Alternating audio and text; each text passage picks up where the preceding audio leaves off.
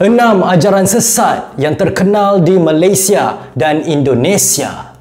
Malaysia dan Indonesia merupakan negara yang majoritinya memeluk agama Islam.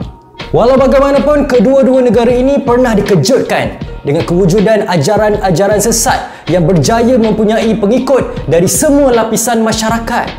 Tak perlu nak run ads dekat Facebook mahupun TikTok, ajaran-ajaran sesat ini mampu meraih ramai pengikut. Yang pertama adalah Kerajaan Langit. Kerajaan Langit antara ajaran sesat yang paling terkenal dekat Malaysia. Founder dia adalah Ayah Pein atau nama sebenar Arifin Muhammad.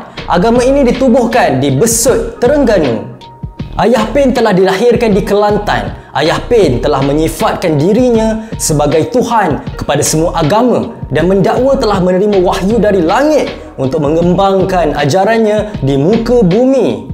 Walaupun Ayah Pein ni sekolah sampai darjah 2 je, tapi pengikut dia bukan calang-calang orang.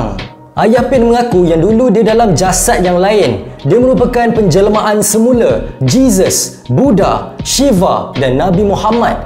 Penganut-penganut Kerajaan Langit percaya bahawa satu hari nanti Ayah Pein akan kembali sebagai Imam Mahdi.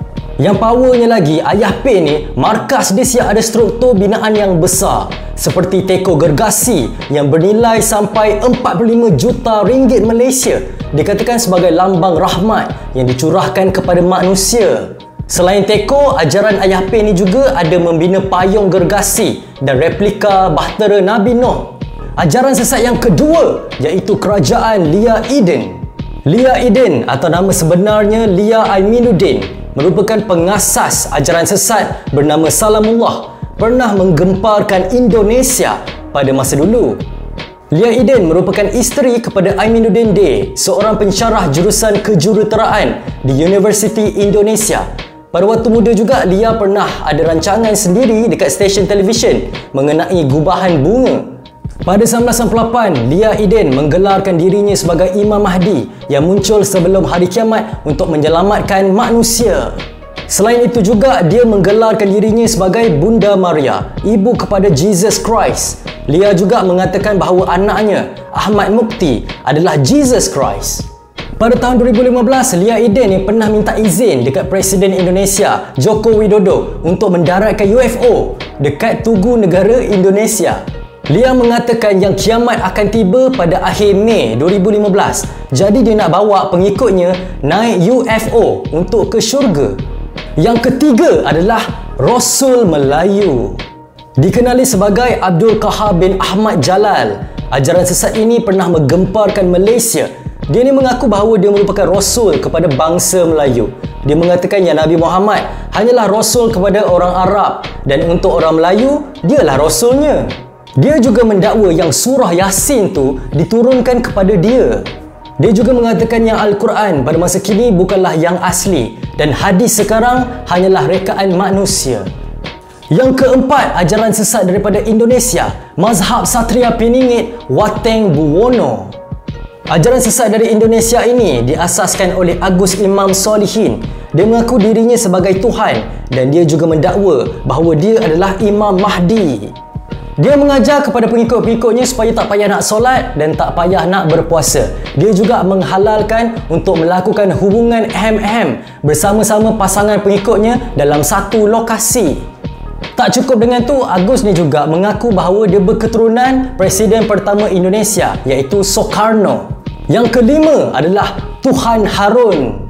Founder ajaran sesat dari Malaysia ini bernama Harun bin Mat Saad. Dan Harun ini telah menggelarkan dirinya sebagai Tuhan dan Imam Mahdi.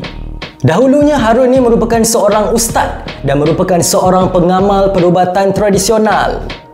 Kumpulan ajaran sesat ini juga pernah dikaitkan dengan pembunuhan penguat kuasa agama Islam Pahang. Yang keenam adalah Gerakan Fajar Nusantara. Pada 2016, Indonesia digemparkan dengan ajaran yang dipimpin oleh Ahmad Musaddiq. Musaddiq ni mengaku dia adalah seorang Nabi yang diutuskan selepas Nabi Muhammad. Ajaran ini mempunyai pengikut sekitar 50,000 orang. Sebelum terlibat dengan Gerakan Fajar Nusantara ini, Musaddiq pernah terjebak dalam aliran Al-Qiyadah Al-Islamiyah pada tahun 2006. Sebagai pengasas, Musaddiq ini mengaku dirinya sebagai Nabi dan penyelamat manusia. Al-Qiyah Al-Islamiyah ini adalah aliran yang menggabungkan Islam, Kristian dan Yahudi. Jadi, itulah 6 ajaran sesat yang terkenal di Malaysia dan Indonesia. Bagi sikit pendapat korang di ruangan komen mengenai ajaran sesat ini. Kalau korang suka video ni, jangan lupa subscribe channel ni. Jangan lupa juga like, share dan komen. Berikan pendapat korang di ruangan bawah. Nama saya Ras Daniel. Terima kasih kerana menonton. Selamat tinggal. Jumpa lagi. Assalamualaikum. Ciao.